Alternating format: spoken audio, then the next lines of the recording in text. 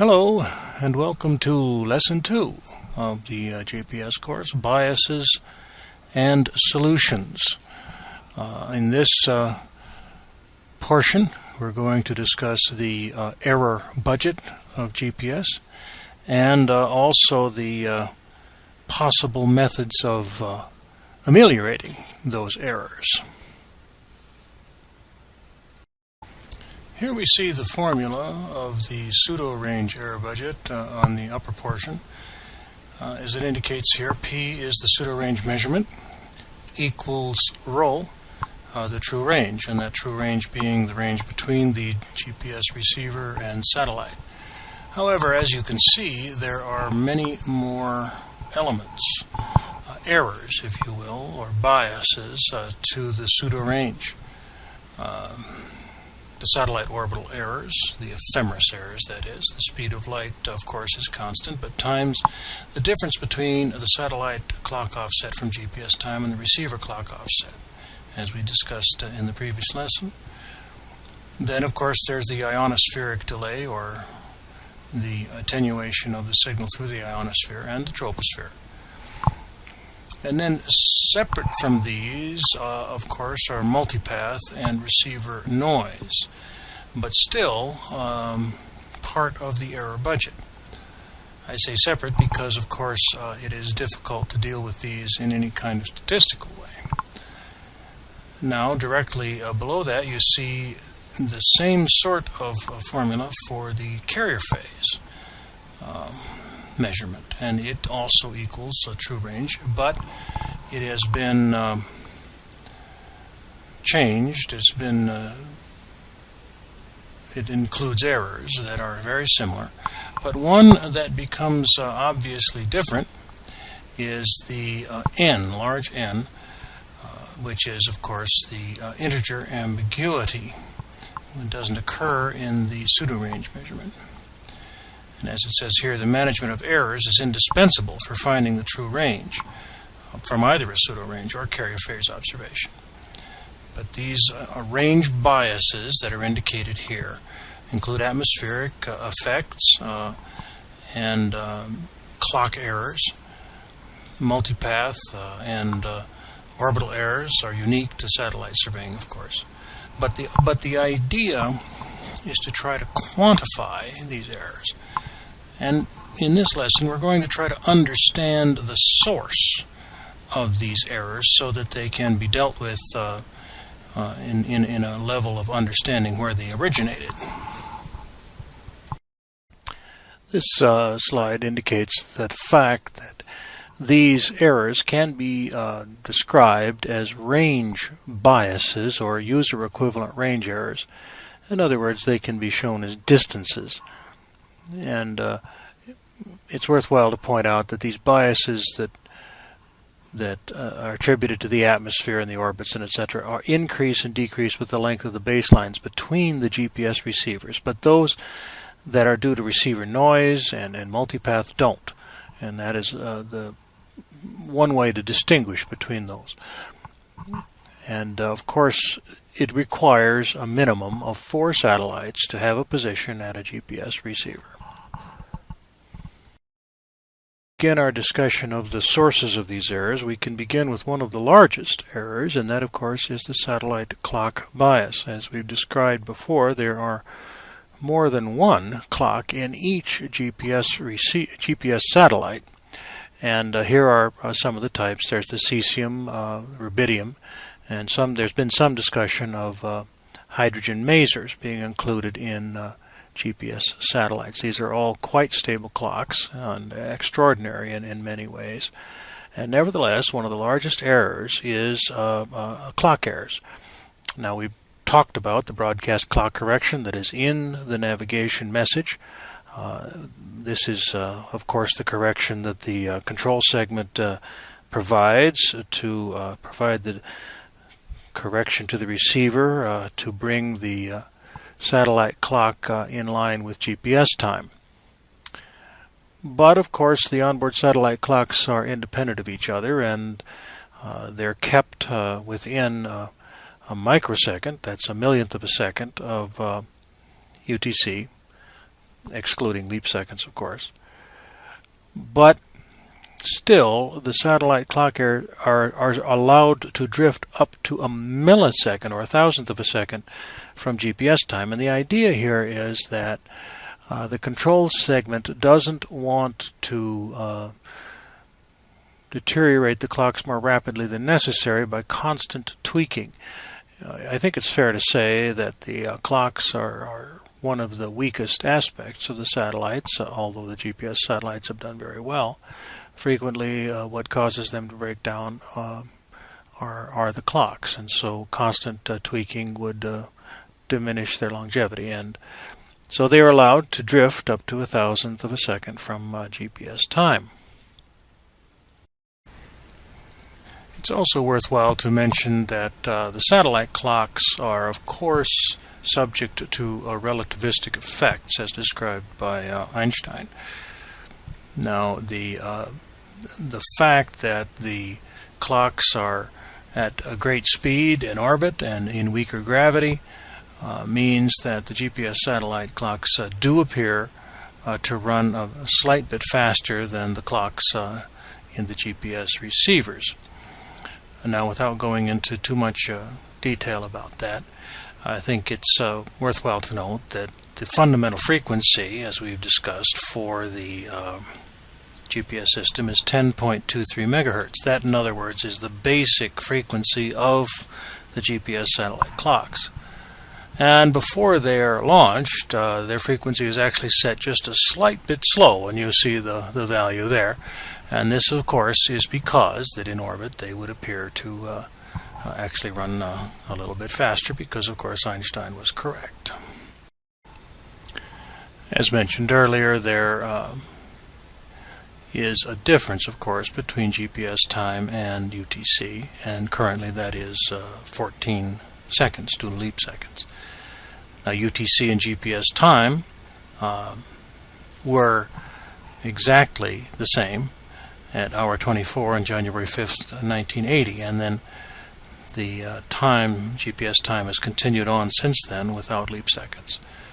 And of course, as described, the broadcast clock correction that the receivers have from the satellites that have been uploaded by the control segment provide that relationship so that the receiver can get close to GPS time from the satellite signal. Now, moving past the clock error or bias, the ionospheric effect. The atmosphere is, again, one of the largest errors that the GPS signal is heir to. And of course, as the signal goes through the virtual vacuum of space, the first aspect of the atmosphere that it encounters is the ionosphere. Now, the ionosphere has many defined layers, which are shown here in this slide, but for ease of reference, I've just said that the ionosphere is from 50 kilometers to 1,000 kilometers above the Earth's surface. The other layers are known as the mesosphere and thermosphere and etc. But really, the most important thing about the ionosphere to the GPS signal is that it attenuates or slows the signal depending on the density of the layer of atmosphere. Now, of course, the ionosphere doesn't cooperate. It's not homogeneous and unchanging. It is in constant flux, and so therefore it's impossible to have a correction that's static. It needs to be handled as things change. One way of describing the density of the ionosphere is the total electron count, and this is the number of free electrons in the column of cross-sectional area of 1 square meter through the entire ionosphere. Now, this is a measurement that is difficult to approximate because, as I said, the ionosphere changes from one latitude to another. It changes across different times of day, and the effect is extraordinarily variable. For example, the ionosphere usually between midnight and early morning the effect is at its least, and it's at its most usually around local noon or a little after. And as I say here, the daylight hours in the mid-latitudes, the ionosphere may grow to be as much as 5 times greater than it was at night. But, and of course the time of year, it's 4 times greater in November when the Earth is nearing its closest approach to the Sun, as indicated here. And in July, when it's near aphelion, its farthest point from the Sun, the effects are less. And it usually reaches its peak in March or so, or thereabouts, at the vernal equinox. Even given all of this variation, it's fair to say that one thing one can depend on is the longer that the GPS signal remains in the atmosphere, the longer it's tripped through that atmosphere, the greater the effect of attenuation will be, and the greater the slowing will be. So, one of the things that a GPS receiver ought to do is ignore the signals coming from satellites that are near the observer's horizon. Obviously, as the GPS satellite is low in the sky, the signal is going through a greater atmosphere than it would be when it is directly overhead at zenith. This is one of the reasons why it's a good idea to have a mask angle on the GPS receiver, 15-20 degrees, such that you would ignore the signals that are low, coming in across a great deal of atmosphere. The reason for this, at least in part, is to avoid that slowing when it is at its maximum. So no matter what time of year, what time of day, obviously you want to avoid going through the atmosphere and get signals from satellites that are a little bit higher in the sky. Well, of course, the objective is also to try to model the effect of the ionosphere. And this variability that I've talked about makes that difficult. However, there's actually an aspect of GPS that allows us to have a pretty good shot at quantifying the effect of the atmosphere on our observations. It is said that the ionosphere is dispersive. That means that it affects different frequencies differently. And it's fortunate, therefore, that GPS has 2 carrier frequencies, L1 and L2. The higher frequency carrier is less affected by the ionosphere than is the lower frequency wave. That means that L1 at 1575.42 megahertz is not affected by the ionospheric delay as much as L2, 1227.60 megahertz. Now, this fact is one of the greatest advantages of a dual frequency receiver over a single frequency. This separation between the 2 frequencies allows for fairly good modeling by the receiver, by the GPS receiver, of the effect of the atmosphere, the ionosphere, on the trip that the signal had through that layer. Now here is a formula that allows you to have some idea of how that total electron count affects the signal. It's inversely proportional to the square of the frequency, and that's of course the point.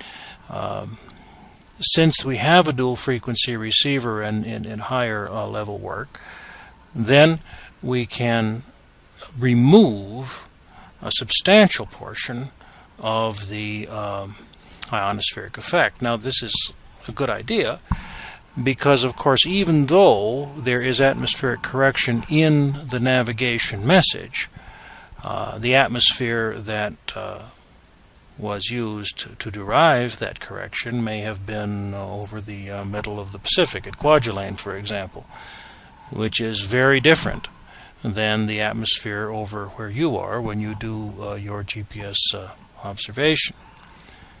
So, while the atmospheric correction in the navigation message is a good start, a dual frequency receiver modeling the atmosphere where you are is obviously better. Now we can look at the third largest error that makes our observations not as good as they would be otherwise, and that is the receiver clock. The oscillator in receivers tend to be oven-controlled quartz crystal oscillators. While they're relatively stable, they certainly aren't as sophisticated as those that are found in the GPS satellite. They're not atomic standards, nor need they be. Obviously, the receivers that we use would be tremendously expensive if the oscillators, if the clocks that were in them had to be of that great stability. Please recall that it really isn't necessary for a GPS receiver clock to be all that wonderful, because we are solving for time. Again, for satellites, because we're solving for X, Y, Z, and time, for unknowns, and therefore for observations to make the solution.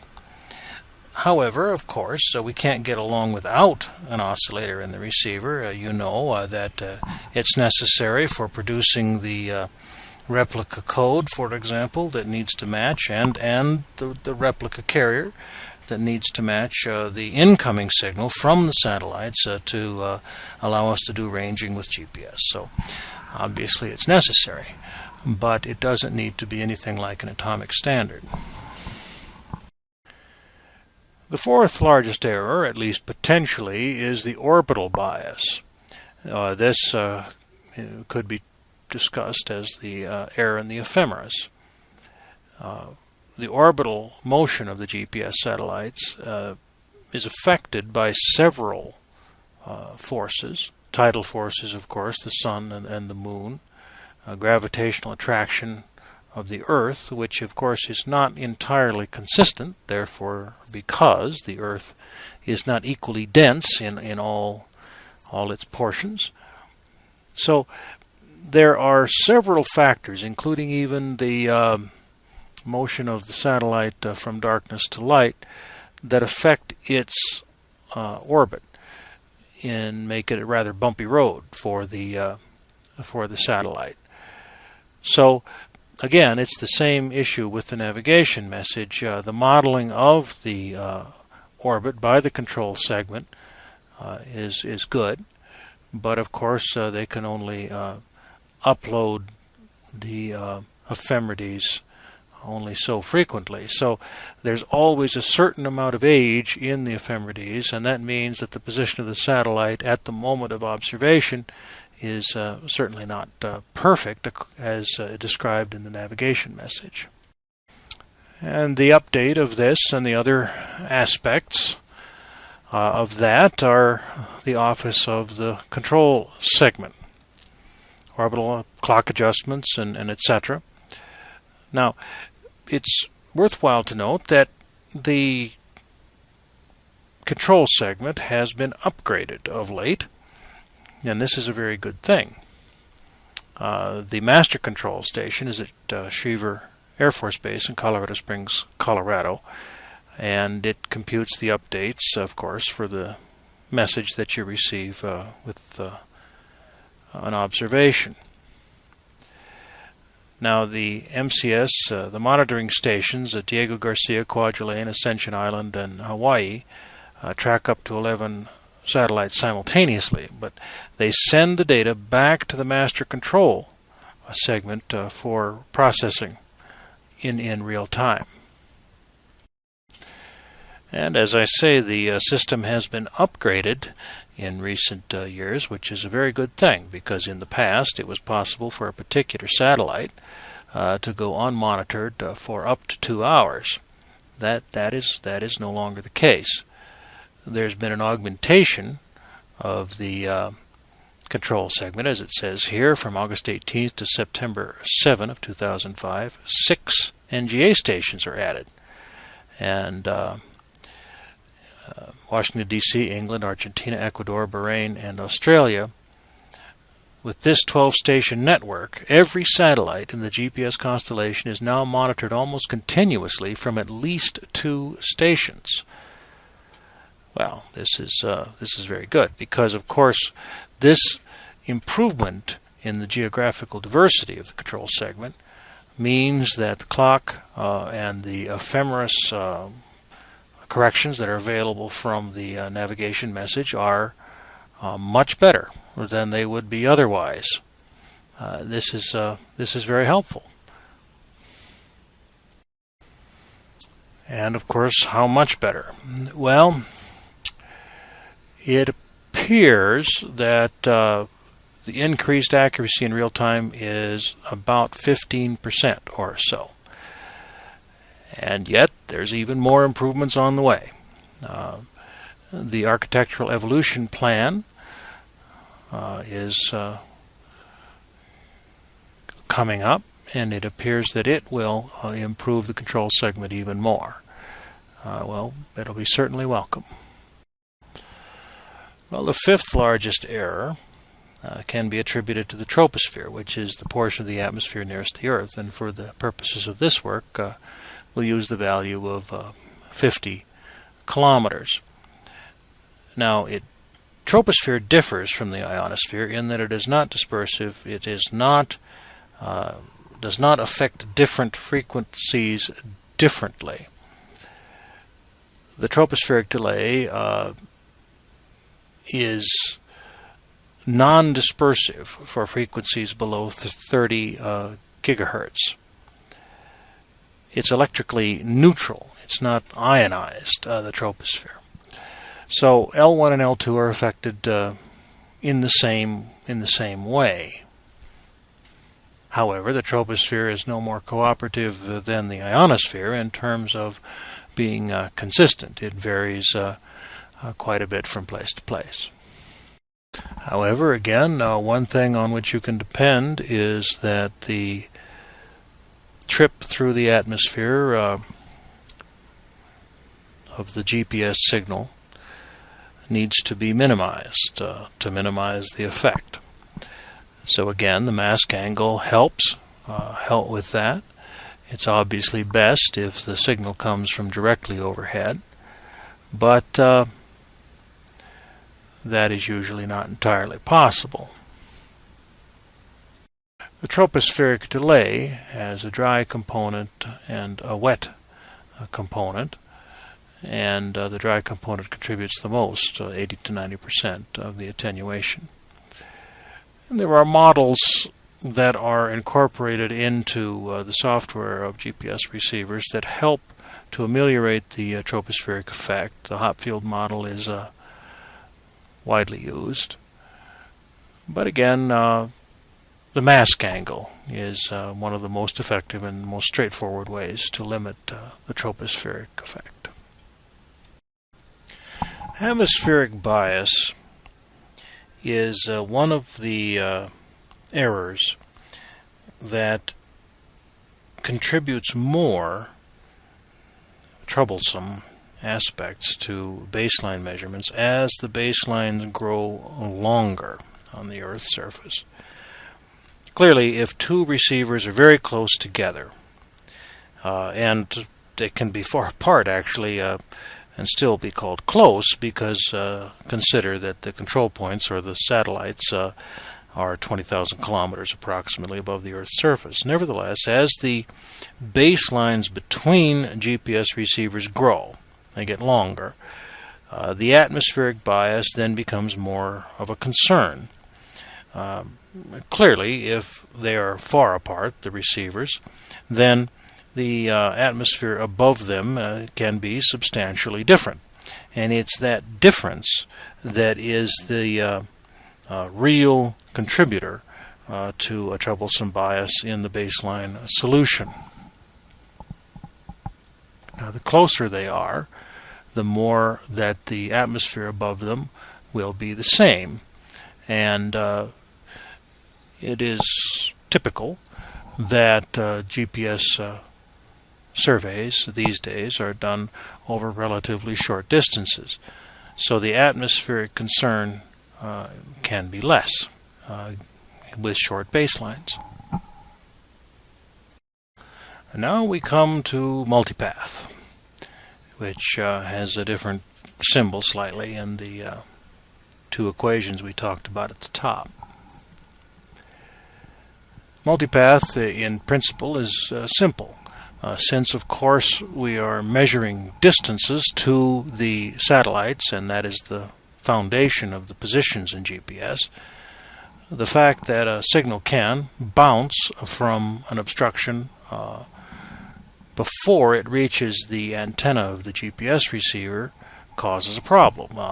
It will upset the distance, the range that the receiver will have to the satellite if there's a bend in the signal. And as illustrated here in this slide, that can be buildings, any reflective surface really. Now, the effect of multipath on pseudo-range solutions is orders of magnitude larger than it is in the carrier phase solution. Now, that's not to say that there is no effect at all in carrier phase. There is. The carrier phase is much harder to mitigate multipath than the pseudo ranges. So we'll talk about that a little bit more later. But when the signal reflects, when the GPS signal reflects before it reaches the receiver, that's known as multipath. And of course, it can reflect more than once. It can also reflect from the ground. This is one of the main reasons why ground planes are used in geodetic work. Most manufacturers do what they can in the circuits of their receivers to limit the effect of multipath. For example, once a receiver's got lock on the signal, it can of course compare the expected chip lengths of the signal that it's receiving, and if the multipath delay is more than one chip, it's relatively easier to remove. Those delays that are less are more troublesome. And of course, the reflected signal from a GPS satellite is a little bit weaker and has more diffusion than a direct signal. And so that's another clue. And yet another is the fact that the GPS signal is right-hand circular polarized. It actually rotates in a right-hand fashion. And of course, like, as I say here, like a billiard ball hitting a cushion in a game, it goes from rotating to the right to rotating to the left. And this is exactly what happens with the GPS signal. And this is one way that software can be built to reject the signal that is rotating incorrectly. Now, of course, there's no guarantee that the bounce in the signal is going to be just one reflection. It can be more than one. Nevertheless, it's a helpful aspect. And here in this slide, we show a little bit about antenna design and how that can contribute to mitigating multipath. The ground plane, as you see on the right, this is to help with the bounce from the ground, from lower underneath the antenna.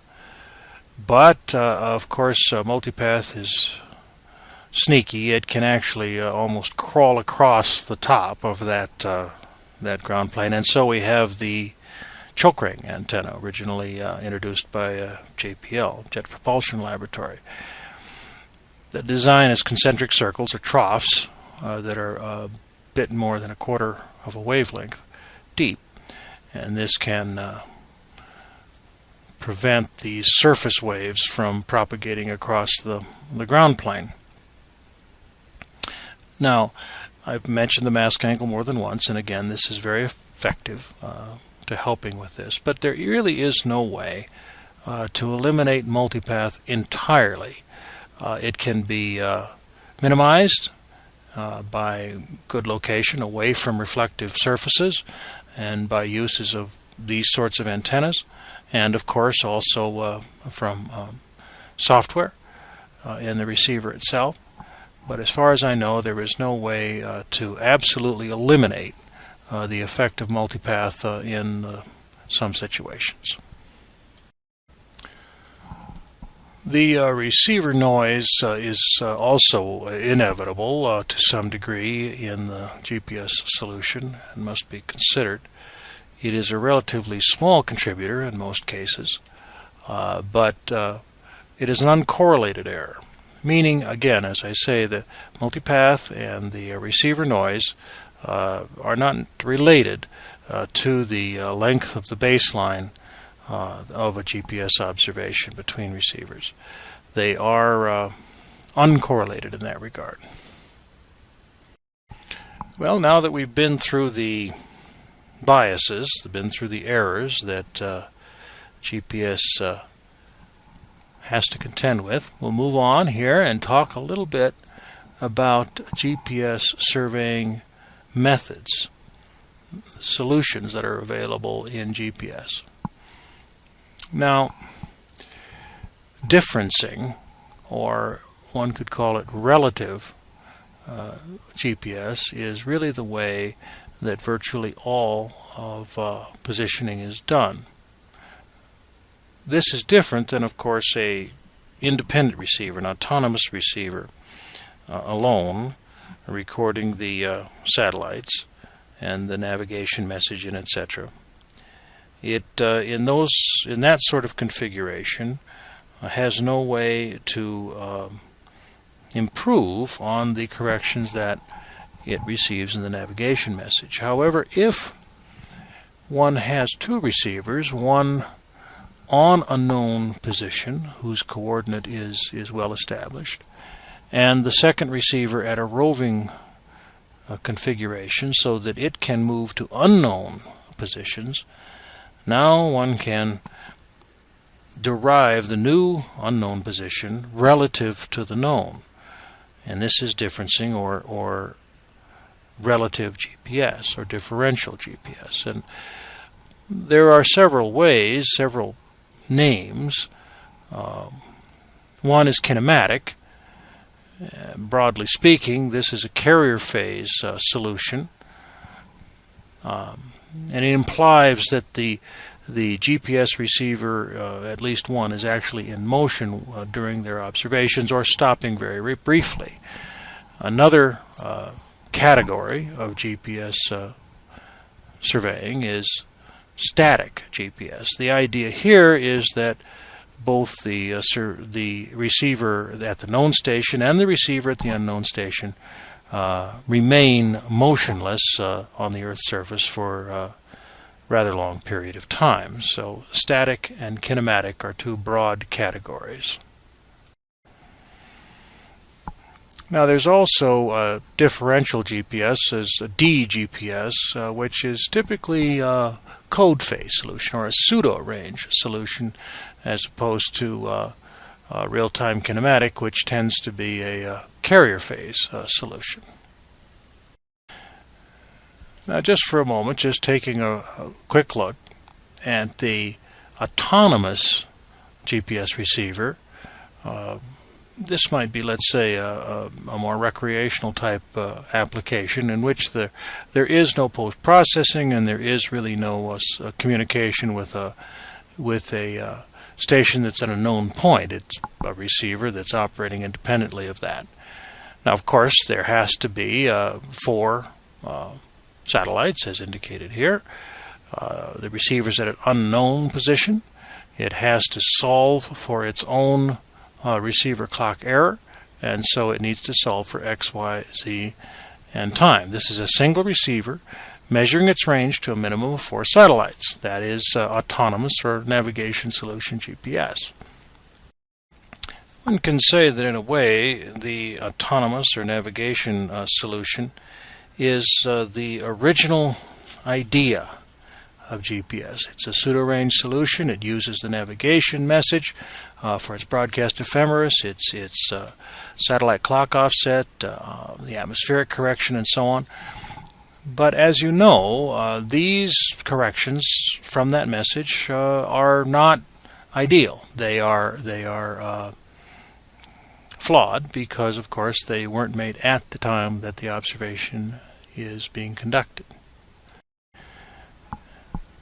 In the autonomous solution, however, of course, after solution of the 4 equations, each epoch, and of course an epoch is a brief moment of time, typically a second, and that is the solutions of the receiver are being accumulated at 1 per second. Now, the autonomous solution can be contrasted with relative positioning or differencing. Now, in this image, you see a GPS receiver, and the baseline's indicated in red, working at the same time as a continuously operating reference station that is in a known point. Now, both are collecting the same constellation of 6 satellites, and the CORS station, the continuously operating reference station, downloads its observations to an archive. This is a base station archive that, in fact, can be made available on the Internet, as the National Geodetic Survey does. Now, the GPS receiver can download its rover data, its data at an unknown point, to its memory, and then post-mission, the 2 data sets can be brought together and post-processed on a computer. Now, the corrections that can be derived from the fact that the continuously operating reference station knows where it is allows the solution at the GPS receiver at the unknown point to be corrected to its actual position. This is relative positioning. Now, the vector between such a pair of receivers, as I said, are known as baselines, and it's the simultaneity. In other words, the fact that they're observing the same constellation at the same time that makes it possible to do extremely accurate GPS. This is the way, especially with carrier phase, this is the way that very accurate GPS positions can be derived. Another aspect of this is the fact that these sorts of solutions can be built up in a network of baselines, not just one base station and then all of the other solutions being radial from that, but one can build on known points that are established and then establish new vectors or baselines and create a system, a model that can be then adjusted to drive out even more of the inevitable errors, inevitable biases that any measurement system must contend with. The redundant measurement of baselines, the simultaneity of the observation can minimize the errors and result in better solutions. In this slide, we have 2 receivers, Q and R, observing the same satellite. And we're going to talk about single, double, and triple differencing. Now, in this circumstance, we have, let's say, a relatively short baseline. And we have what's known as a between the receivers difference. simultaneously observing carrier phase, one GPS satellite, as measured by two different receivers. And this is just the first epoch. We're saying that at this instant the GPS satellite is motionless in the sky. Now in this single difference, the satellite clock error is eliminated. The difference between the satellite clock error at the first receiver here, Q, and the second receiver, R, is 0 because both receivers are observing the same satellite at the same time. So there is no satellite clock bias, so it's eliminated in that sense.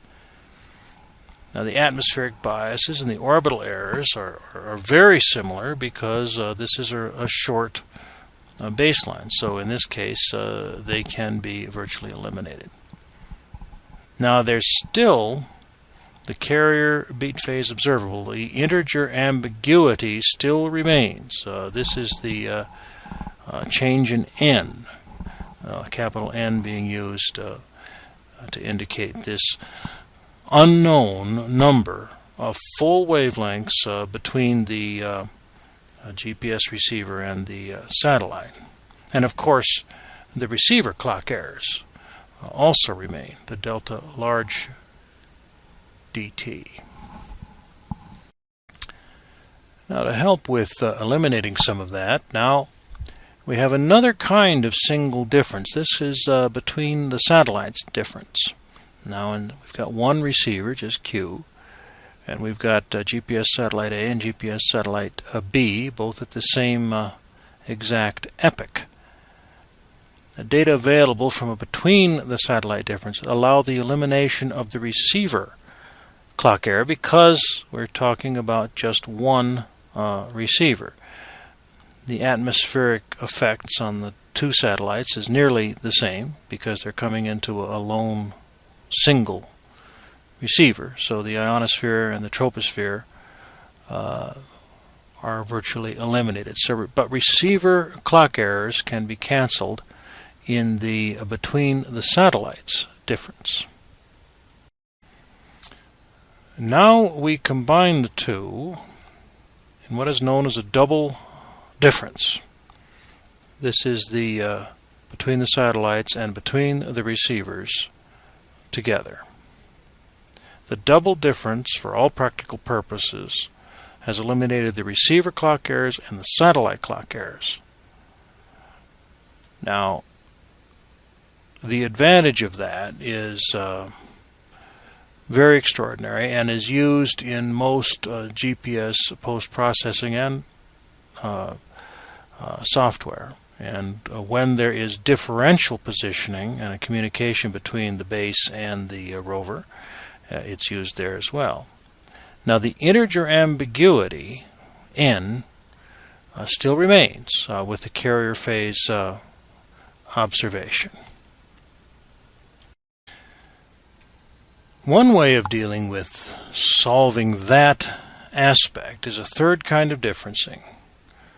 This is a combination of two double differences, which involves two satellites and two receivers, but there's one more element in this so-called now triple difference.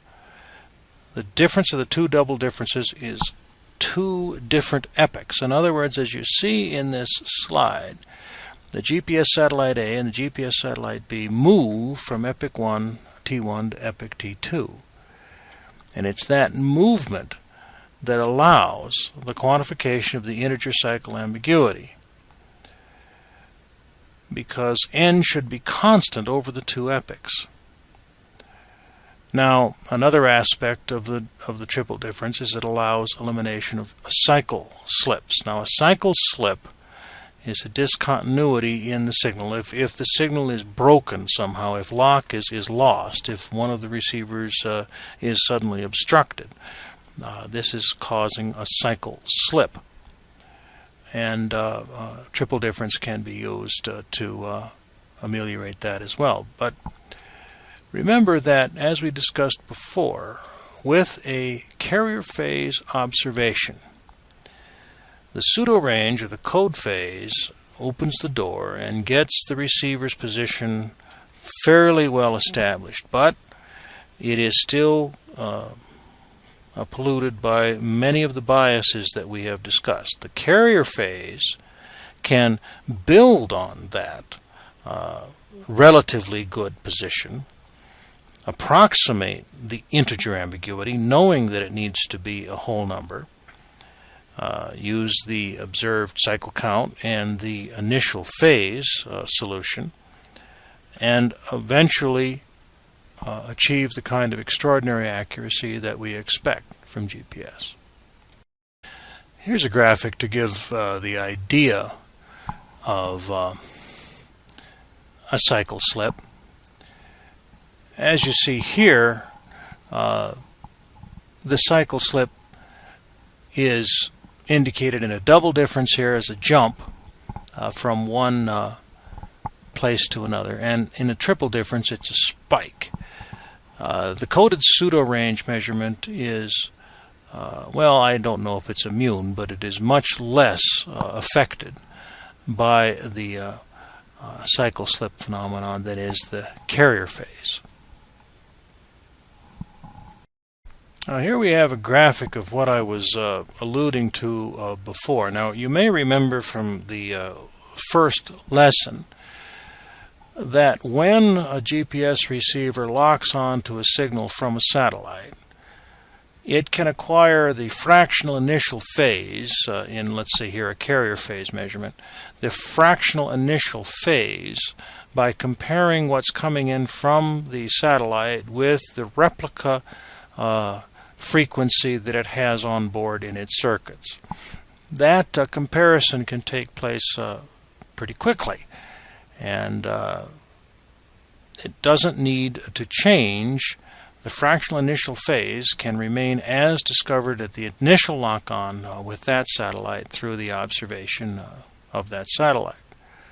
Much as the GPS initial phase work is done like the EDM. You may remember that in the EDM, since it was a two-way measurement, the device, the EDM, could send out frequencies of different lengths to resolve the cycle ambiguity.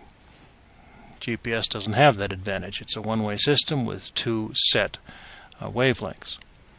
Now, as the satellite moves from the start, as indicated here, to later in its orbit, as it moves along the orbit, the GPS receiver has the capability to do an observed cycle count.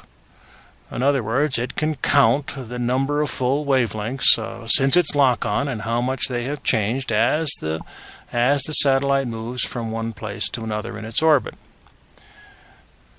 Now, the cycle count at lock-on, or the integer ambiguity indicated here, n, is the other aspect. This is the initially unknown aspect. Now, it can be estimated by the receiver using a pseudo-range observation. So it has an idea how many full cycles there are in that n. However, in order to solve for it, the double difference and the triple difference contribute to finally nailing down that n, or that cycle ambiguity.